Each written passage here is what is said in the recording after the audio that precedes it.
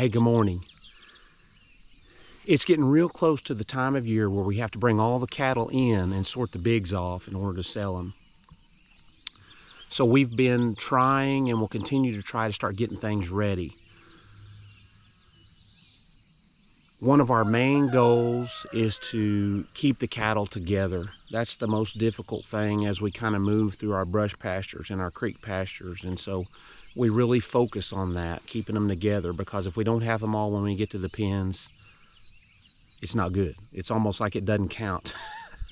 So we're working in that direction. We're trying to get the pens ready. We're trying to keep them together. Like I said, we're trying to just do everything we need to do before they get here, which includes moving them as we go. Every time we move, we've got to verify that we got them all together. We have to go back and check and make sure and all that kind of stuff. So it's one of those times of year that it's exciting, but at the same time, I remember last year, daylight until 6:41, and my help has finally quit me. She's heading to the house. She said, that's it, I'm done, I can't take any more. Luckily though, we're done. Now, I don't mind telling you that we will not do that again by ourselves. We've got to have help.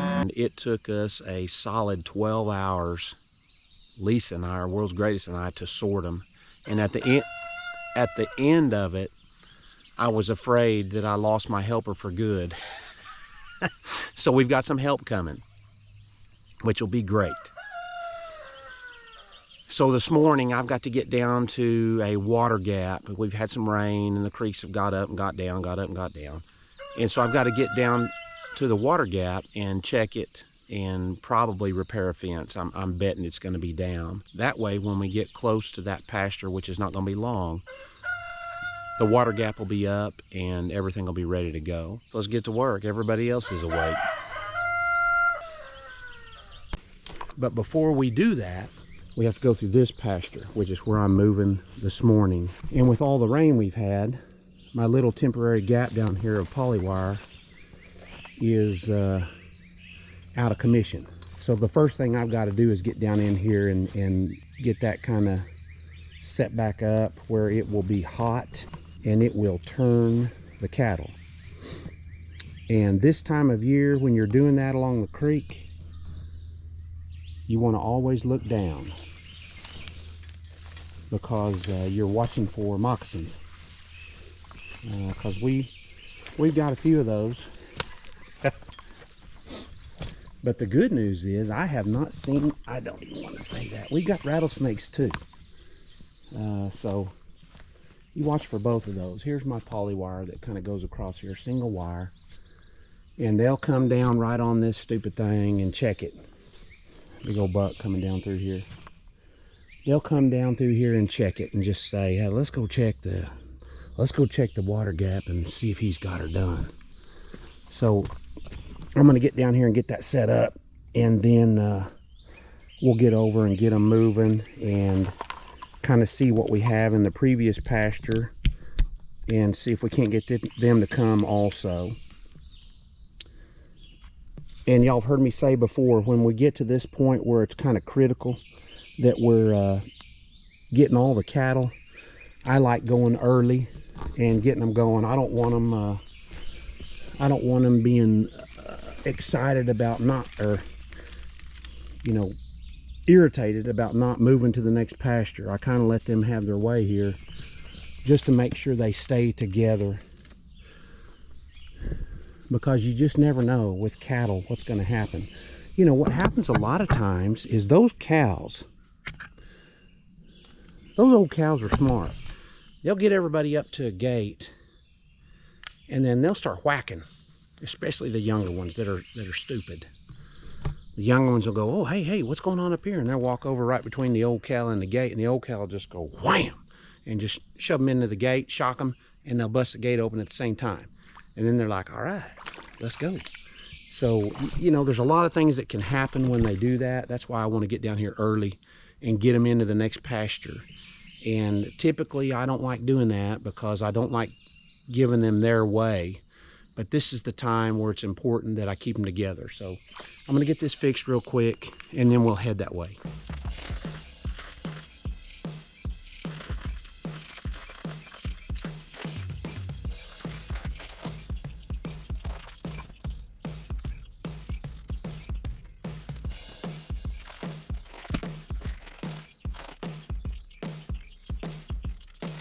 There's my hot. Down. Across. Let's roll.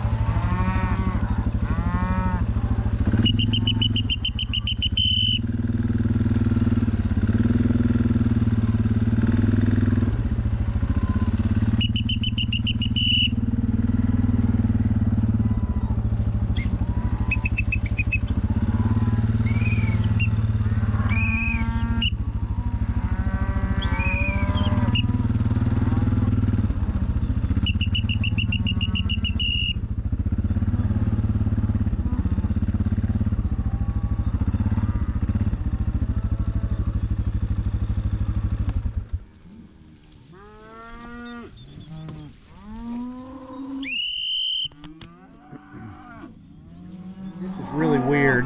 Hey, they want to go back in this creek. Down here's where the flood was, back that way. And they're wanting to go back in there. You know, when that creek, when that river over there gets out, it washes everybody else's topsoil in on us. Man, I hate that. And so it washes lots of minerals and things like that. And I don't know if they're can smell. I mean, you don't ever know about cows. They're just amazing animals. Boy, that's a nice little bull right in there. You just don't ever know. But normally when I open the gate, I mean, you saw some of the pasture when I was getting the gate. When I open the gate, I mean, they're flooding through there. And they're just standing here going, hey, I don't know. I don't know. I think we want to go the other way. Come on. Woo! These Corianis are usually the first to go.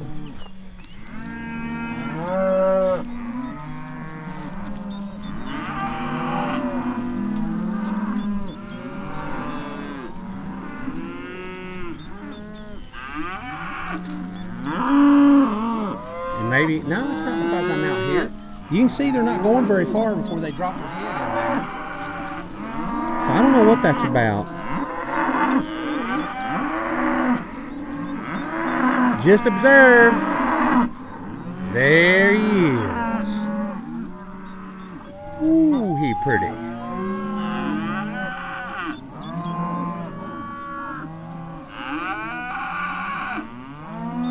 Go on, ladies. Go on now. Go on, girl. Go on. Go on over there. There you go. I see what they're doing now. They're going up on that hill. They're going to turn left because they can get down in this bottom back that way. They're going to turn left and then they'll just start funneling down in that bottom. Oh, I can see them going now over the top of the hill. I can see heads bobbing.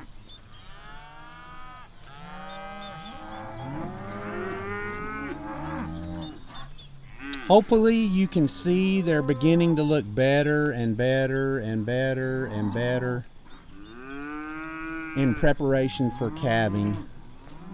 All we have to do is get them in a condition of 6 at time of calving.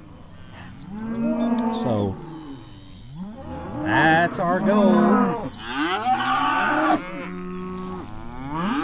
And I kind of like how they're acting. They're just not flooding through there. That tells me that they're satisfied possibly, or they want to go the other way.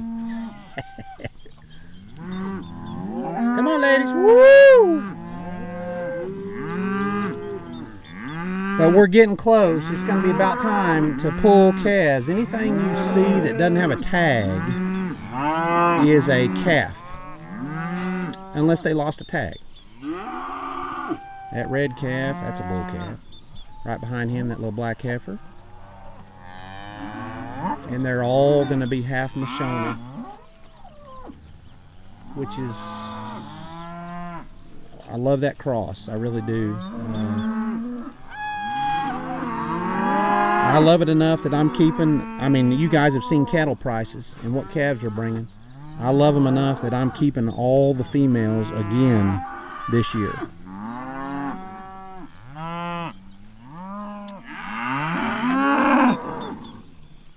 You can see them now over that hill heading down to the bottom.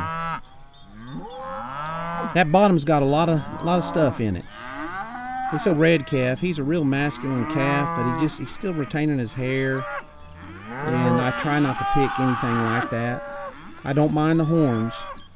I'd much rather have a bull that looks very masculine, acts very masculine, and has slicked off and has horns than have a bull that looks masculine, very masculine, and still has all of his hair.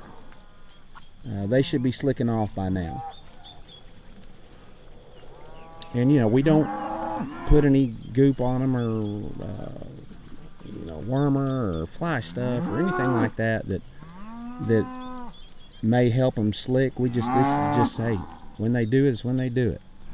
And then we select kind of based on that. And that's all from Johann Zietzman. Those of y'all that know who that is and have watched some of his stuff.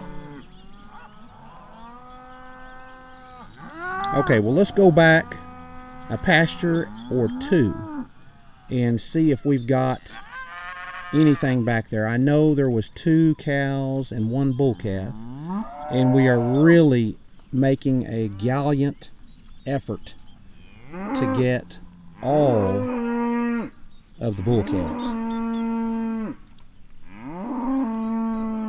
because we need to get them out before we start calving. Let's go see what we can find. All right, this is the next move across the creek. The creek's up, so they're gonna have to wait a little bit. No big deal. That's what we've been training for.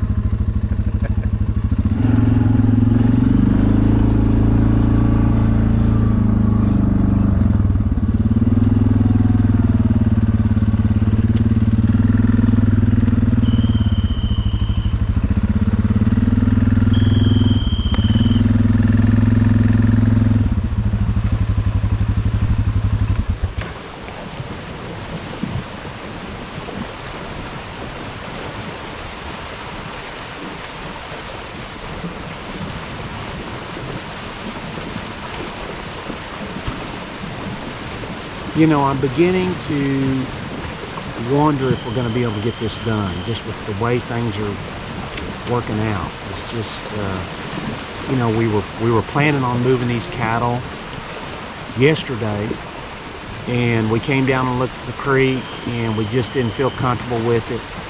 And so today, you know, it's still up a little bit, but it's got a pretty good bottom right there, and they're able to go across.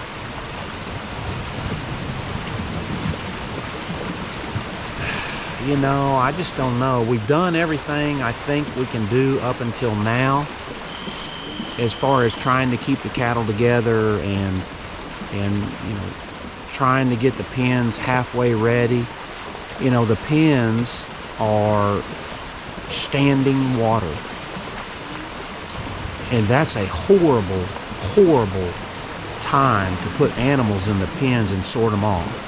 If you had pens that were sloped and they had good drainage, which, you know, we're bottomland. Most of our stuff is bottomland, so there is no slope and there is no drainage. It just has to eventually percolate into the soil. So we need a couple of days of sunshine in order to kind of get this done.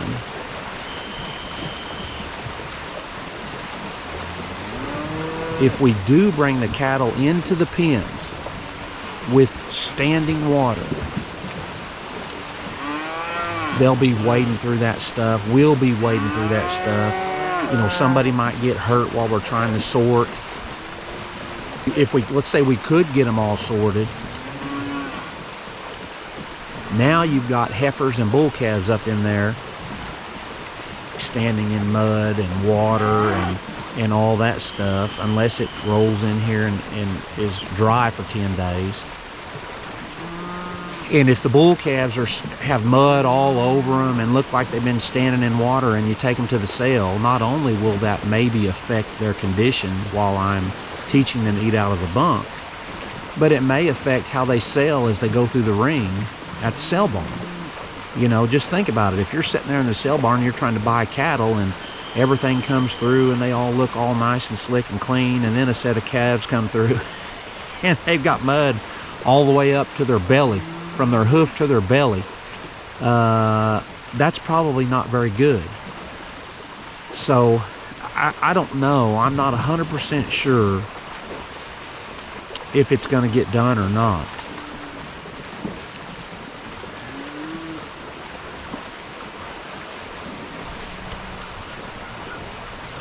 You know, you're just not going to see me complain about rain. It's one of those things where, as a farmer and a rancher, you got to have it. If it doesn't rain, that's when you get in trouble. That's when you have to destock, which we've done the last year, and that's when it can hurt you financially. So we are still excited about the rain, but I like sunshine too.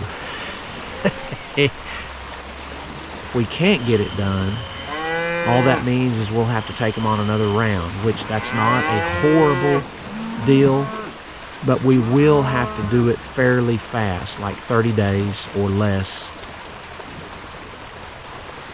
The positives from having to take them another round is the calves will put on more weight. That's good. The negatives of having to take them around is the cows won't get a break. They won't get a chance to stop nursing a calf before it's almost time for them to have another calf. But they should have already kicked them off anyway. I don't want to put them in that position.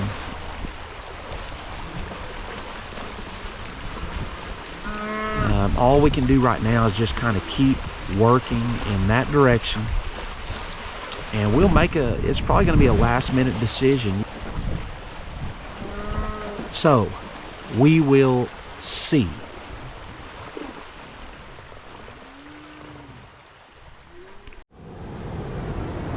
Well, you guys know how I'm constantly telling you that we're managing chaos. We plan and we observe and then we adjust.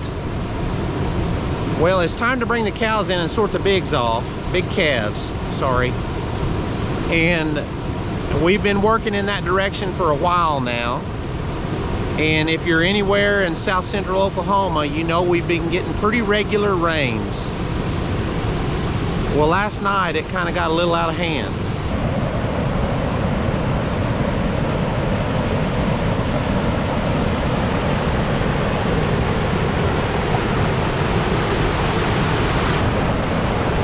You know, you hear me talking about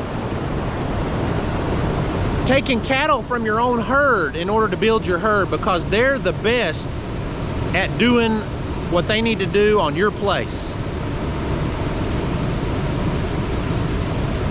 I'm going to check our cattle when we bring them in. I think they're probably starting to develop webbed hooves, because, brother, they're going to get used to swimming around here.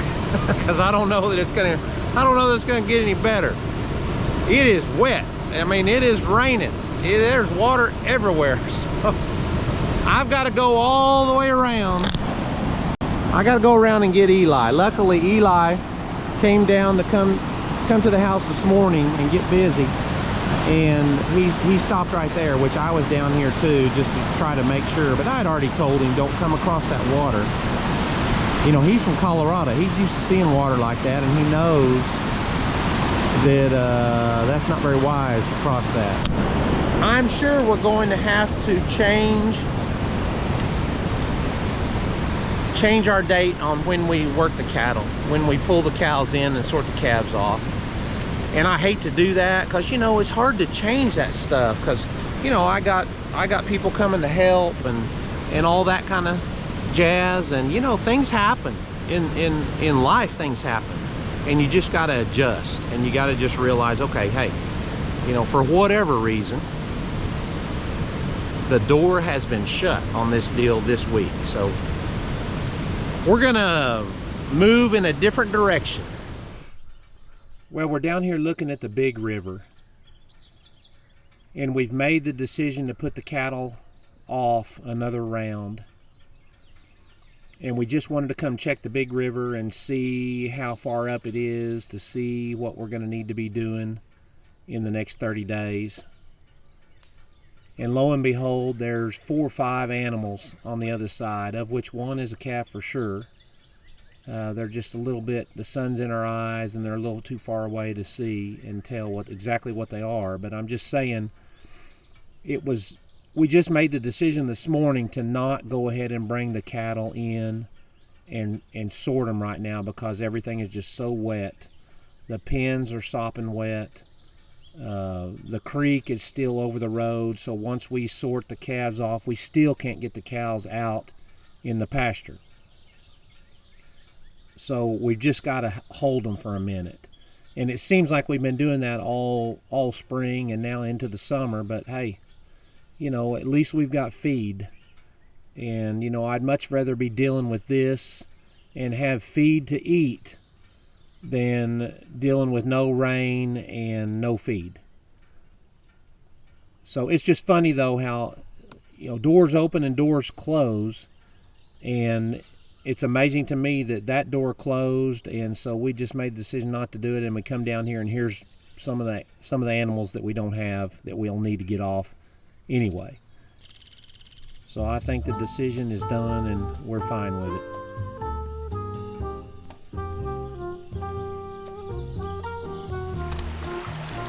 Thanks again for watching, and hopefully we'll catch you next time.